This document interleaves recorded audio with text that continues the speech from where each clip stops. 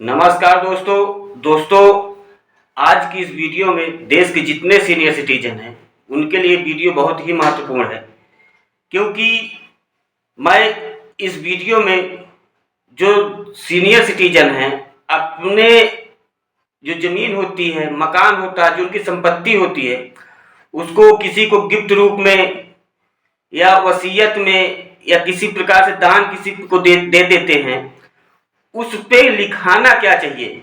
Supreme court का एक बहुत बड़ा फैसला है इस वक्त कि आप लोगों को अपने जमीन को दूसरे को देने से पहले उसमें लिखाना क्या है, किस प्रकार से लिखाना है कि ताकि आपका भविष्य सुरक्षित रहे।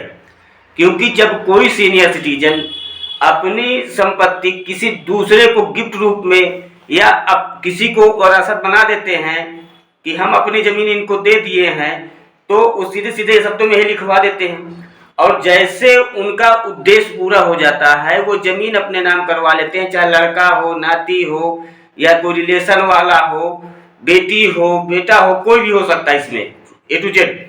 तो जब उनका मकसद पूरा हो जाता है तो वो क्या करते हैं कि उनकी देखभाल करना छोड़ देते हैं।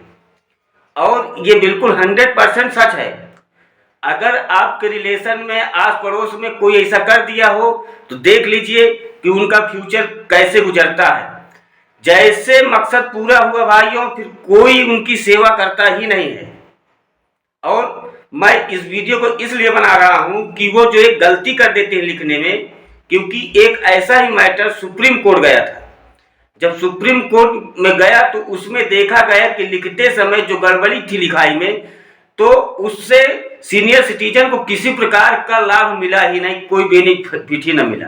क्योंकि जब वो लोग दे रहे थे, जब वो रासत बनाते हैं, जब किसी को गिफ्ट रूप में देते हैं, तो उनका सिर्फ एक ही उद्देश्य होता है कि हमारे लास्ट टाइम पे जब हमारे हाथ पैर थक जाए, काम न करने लगे, तो ये हमारी सेवा करें।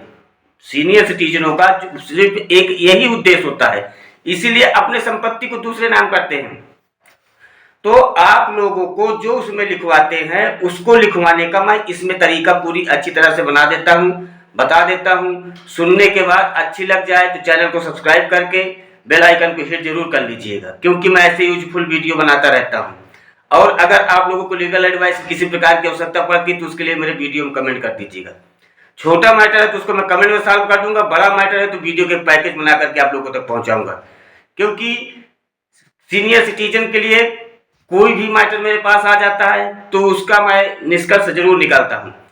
तो ये मैं वीडियो इसलिए बना रहा हूं कि मेरे पड़ोस में भी अभी ऐसा काम हुआ है और उनका कागज भी मेरे पास रखा हुआ, मैं आप लोगों को दिखा नहीं सकता हूं कि जैसे वो लिखाए हुए हैं।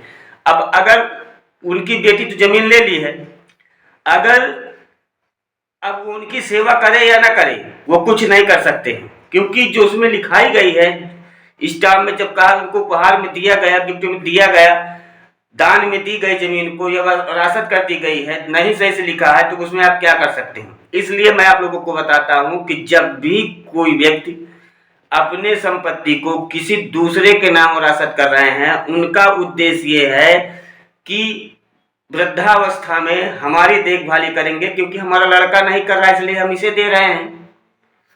और अगर लड़का करता तो देने की कोई आवश्यकता नहीं पड़ती।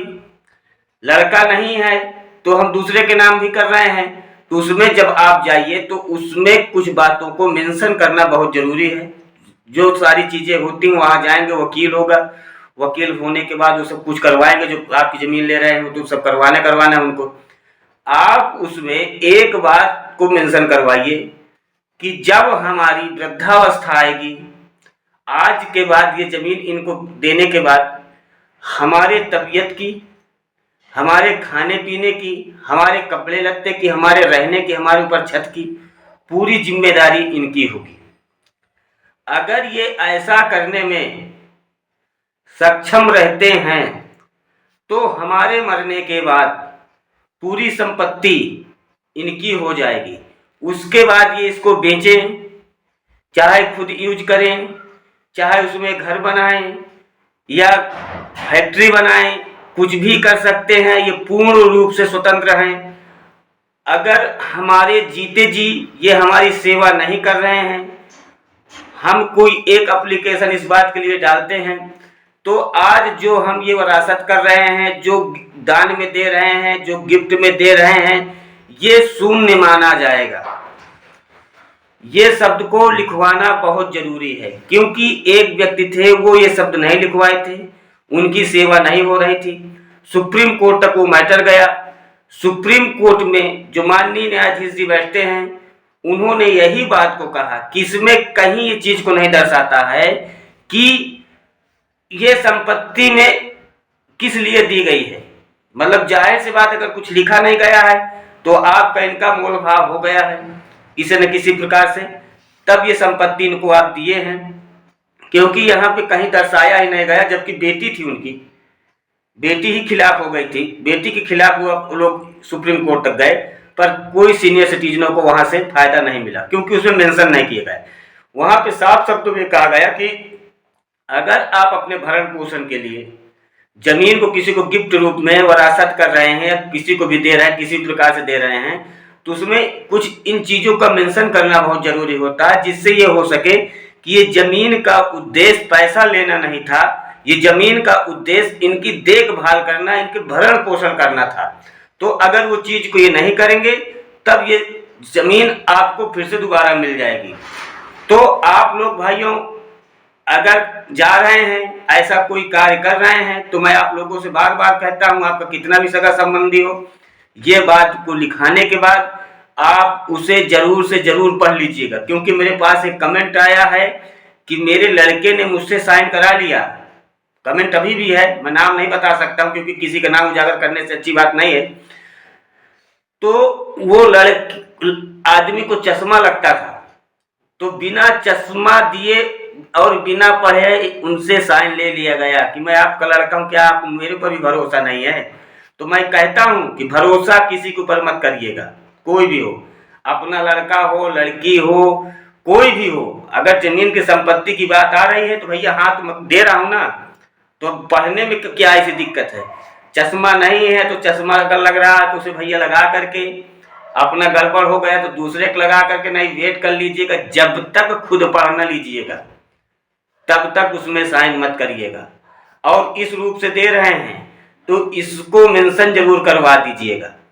तो दोस्तों, आशा करता हूं कि वीडियो आप लोग बहुत अच्छी लगी होगी। अच्छी लगी हो तो कमेंट करिएगा, शेयर करिएगा, ताकि और लोगों तक ये बात पहुंच सके और कोई किसी के फरेबी में, 420 में कोई सीनियर सिटीजन फंस ना सके। धन्यवाद।